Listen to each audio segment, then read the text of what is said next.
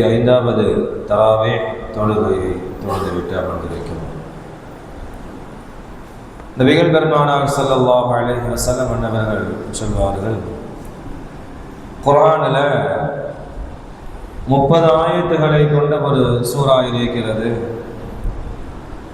யார் அந்த சூறாவை இரவிலே தூங்குவதற்கு முன்னால் ஓதிவிட்டு தூங்குவாரோ,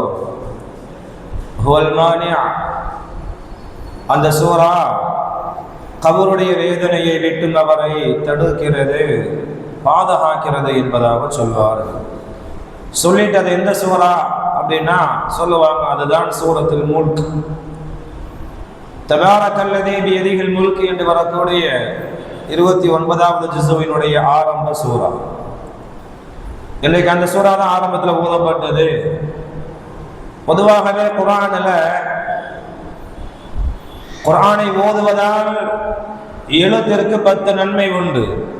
இது ஒரு புறம். இதை தாண்டி சில சூறாக்கள் இருக்கிறது. அதை ஓதுவதால் அல்லாஹ் தஆலா சில பலன்களை இம்மையிலும் சில சூறாக்களின் மூலமாக கபரிலும் மறுமையிலும் தருகிறான் என்பதாக சொல்வார்கள் பெருமானார். உதாரணமா, எந்த வீட்டிலே சூரத்துல் பக்ரா ஓதப்படுகிறதோ, சூரத்துல் பக்ரா எந்த வீட்டிலே ஓதப்படுகிறதோ அந்த வீட்டில் ஜின் ஷைத்தான்கள் உள்ளே நுழைவதில்லை. நபி அவர்கள் சொல்லக்கூடிய ஹதீஸ் புகாரில் இருக்குது. சாதாரணமாக நம்ம வீட்டுக்குள்ள யாராவது வரதாங்க என்ன செய்வோம்? நம்ம மீறி யார் உள்ள வர முடியுமா? முடியாது. நாம் யாரை அனுமதிக்கிறோமோ அவர்கள் தான் உள்ளே வர முடியும். நம்மை மீறி அந்நியர்கள் யாராவது வர முடியுமா? முடியாது. ஆனால் ஜின் ஷைத்தான்களை பொறுத்தவரை நமக்கு தெரியுமா உள்ள வர்றாங்களா இல்லையான்னு? தெரியாது. ஜின் ஷைத்தான்கள் நம் வீட்டிற்குள் வருவதை தடுக்க வேண்டும் என்றால் சூரத்துல் பக்ராவை ஓத வேண்டும். எந்த வீட்டில் சூரத்துல் பக்ரா ஓதப்படுகிறதோ அந்த வீட்டிற்குள் ஜின் ஷைத்தான்கள் வருவதில்லை. கான்ஃபிடென்ட்டா என்ன செய்யலாம்? நம்ம நம்பலாம். அதே போன்று சொல்வார்கள், சூரத்துல் ஃபலக், சூரத்துன் நாஸ், 2 சூறாக்கள், குல் பிரபில் ஃபலக், குல் பிரபின் நாஸ். இந்த சூறாக்கள் இதை ஓதினால் நன்மையும் உண்டு. இது அல்லாமல் இந்த சூறாக்களை ஓதுவதன் மூலமாக உடல் ரீதியாக ஏற்படக்கூடிய பாதிப்புகள் அல்லாஹ் தஆலா நீக்கிறான். நமக்கெல்லாம் ஹதீஸ் தெரியும். நபி அவர்கள் சிஹரால் பாதிக்கப்பட்ட பொழுது, நபி அவர்கள் பாதிக்கப்பட்ட பொழுது அதிலிருந்து நீங்குவதற்காக வேண்டி அல்லாஹ் இறக்கிய சூறா தான் இந்த 2 சூறாக்களும். உடல் நோவினையில் இருந்து நம்மை பாதுகாத்துக் கொள்வதற்கு இந்த 2 சூறாக்களும் உதவுகின்றன. நபி அவர்களுடைய ஹதீஸ்ல பார்க்கிறோம். வாழ்வில் வறுமை இல்லாமல் செழிப்பாக வாழ வேண்டுமா? வறுமை இல்லாத வாழ்க்கை வேண்டுமா? சூரத்துல் வாக்கியா, மக்ரிப் தொழுகைக்கு பின்னால் யார் சூரத்துல் வாக்கியாவை ஓதுகிறாரோ அவர்களுடைய வாழ்வுல அல்லாஹ் தஆலா வறுமை என்ன செய்யறதில்லை, ஏற்படுத்துறது இல்லை. அப்படின்னா என்ன அர்த்தம்? வறுமை வராது அப்படின்னா நம்முடைய வீட்டிற்குள் ரஹ்மத்தினுடைய மலக்குமார்கள் வருவார்கள் என்று பொருள். அவை சில சூறாக்கள் சூரத்துல் வாக்கியா ரஹ்மத்துடைய மலக்குமார்கள் வீட்டிற்கு வருவதை உறுதி செய்கிறது. சூரத்துல் பக்ரா ஜின் ஷைத்தான்கள் வீட்டிற்குள் வருவதை தடுப்பதை உறுதி செய்கிறது. இப்படி சூறாக்களை கண்டு சில சிறப்புகள் இருக்குல்ல. அதுல இன்றைக்கு ஓதப்பட்ட சூரத்துல் முல்க், தபாரக்கல்லதி, இதுக்கு நிறைய சிறப்புகளை பெருமானார் ஸல்லல்லாஹு அலைஹி வஸல்லம் அவர்கள் சொல்வார்கள். அதுல ஒரு 2 அல்லது 3 செய்தியை பார்க்கலாம். முதலாவது செய்தி என்ன அப்படின்னா, இரவில் தூங்குவதற்கு முன்னால் யார் சூரத்துல் முல்கை ஓதுவாரோ அவருக்கு அது கபருடைய வேதனையை விட்டும் தடுக்கிறது. இது எவ்வளவு முக்கியமான செய்தி இது. ஏன்னா கபருக்கு போகும்போது நம்ம எப்படி போவோம்? படை பலத்தோடு, முன்கர் நக்கீரங்க எதப்பா அவர்கிட்ட இருந்து நம்மளை காப்பாற்றுறதுக்கு படை பலத்தை கொண்டு போக முடியுமா? அல்லது ஆயுதங்களை எல்லாம் எடுத்துட்டு போய் அங்க நம்ம தற்காத்து கொள்ள முடியுமா? முடியாது. எவ்வளவு பெரிய பணக்காரராக இருந்தாலும் அவர் கபருக்கு போகும்போது அந்த 6 அடி கபர் தான் அவருக்கு அந்த மையத்துக்கு உண்டான கஃன் துணிதான். அதை தாண்டி அவருக்கு அங்க என்ன இருக்குது? ஒண்ணும் கிடையாது. கபருடைய வேதனையை விட்டு தடுக்கும் என்றால் நபி அவர்களுடைய இன்னொரு ஹதீஸ் இதை தெளிவாக விளக்கும். எப்படி தடுக்கும் தெரியுமா?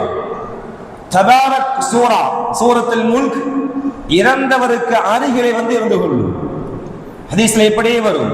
முதலாவது கால் மாட்டுக்கு வருமா, அடுத்த வயிற்றுக்கு வருமா, இப்படியே அவரை அந்த ஜனாசாவை அந்த மனிதரை சுற்றி சுற்றி வரும். இதற்கென்றால் அந்த மனிதரின் பக்கம் எந்த விதமான கபருடைய வேதனையும் அண்டக்கூடாது என்பதற்காக வேண்டி. கபூர்ல மனுஷனுக்கு துணை தேவையா இல்லையா? அங்க என்னெல்லாம் தேவைப்படும் தெரியுமா? முதல்ல ஒளி தேவைப்படும்.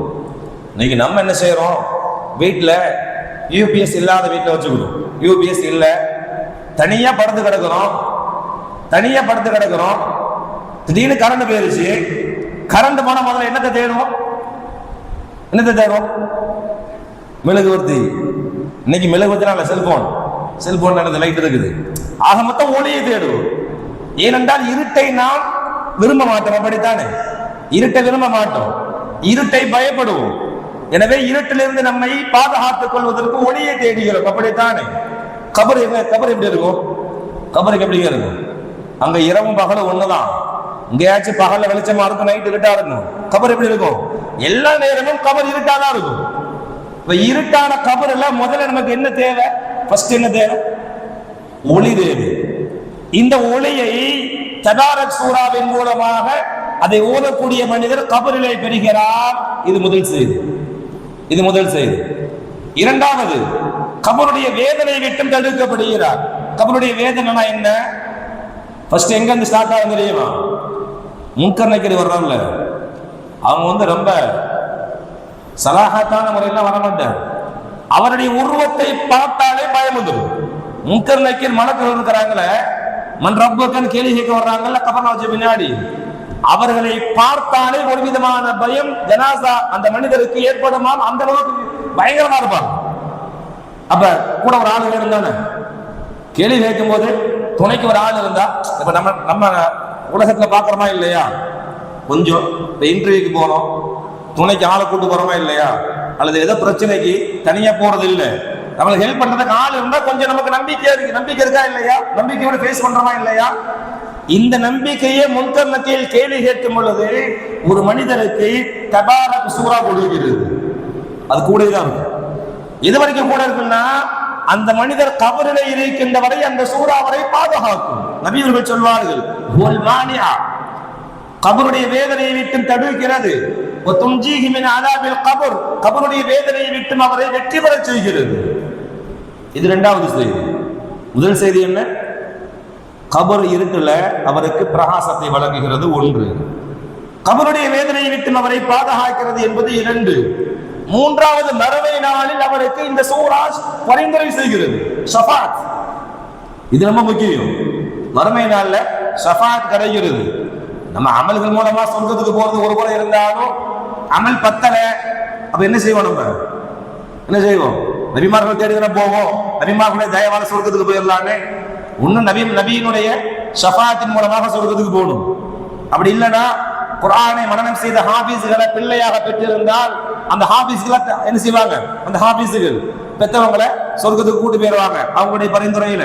நேற்று பயான்ல சொன்ன மாதிரி ஷஃபாத் சாலிஹான நல்லடியார்களுடைய தொடர்பில் நட்பில் நாம் இருந்தால் அவர்கள் நம்மை அழைத்து சென்று விடுவார்கள். அவங்க ஷஃபாத் செய்வாங்க. யாருமே இல்லை. சூரத்து தபாரக், சூரத்துல் முல்கை நீங்கள் இரவில் ஓதுங்கள். நாளை மறுமை நாளில் அது உங்களுடைய நண்பராக இருக்கும். அல்லாஹ்ட்ட ஷஃபாத் செய்வார். நபியவர்கள் இப்படியே சொல்வார்கள். எந்த அளவிற்கு பரிந்துரை செய்யும் என்றால், அல்லாஹ் அவரை மன்னிக்கின்றவர். சும்மா 2 தடவை கேட்டுட்டு இல்ல அதெல்லாம் முடியாதுன்னு அல்லாஹ் சொல்லிட்டாங்க, திரும்ப போயிடாரு. என்ன செய்யும்னா, இந்த சூரா அந்த ஓதிய மனிதரை அல்லாஹ் மன்னிக்கின்ற வரை அவரோடு இருக்கும். அல்லாஹ் அவரை மன்னிச்சுதேன்னு சொன்ன பின்னாடிதான் அந்த சூரா அவரை விட்டு விலகும். ஏனென்றால் அதுக்கு பின்னாடி அவருக்கு என்ன இல்லை, கவலை இல்லை. அல்லாஹ் மன்னிச்சுதானா நேரடியாக எங்கதான் போகணும்? சொர்க்கம் தான். நரகத்தை பற்றியோ வேறு எதை பற்றியோ கவலைப்பட வேண்டிய அவசியம் இல்லை. ஆக கண்ணியத்திற்குரியவர்களே, சூரத்துல் முல்க் என்ற இந்த தபாரக் சூராவின் மூலமாக அல்லாஹ் சில சூறாக்கள் இந்த உலகத்தில் அதனுடைய பயனை நம்ம முன்ன சொன்ன மாதிரி ஷைத்தான் தீங்கதுல இருந்து, வறுமையிலிருந்து அல்லது உடல் கோளாறுல இருந்து பாதுகாக்கக்கூடிய சூறாக்கள் இருந்தாலும் இந்த தபாரக் அல்லது சூரா கபருடைய வேதனையை விட்டு நம்மை பாதுகாக்கிறது, கபருளை நண்பனாக இருக்கிறது, வறுமையிலே நமக்கு பரிந்துரை செய்யக்கூடிய ஷாஃபிஈ நண்பராக நமக்கு இருக்கிறது.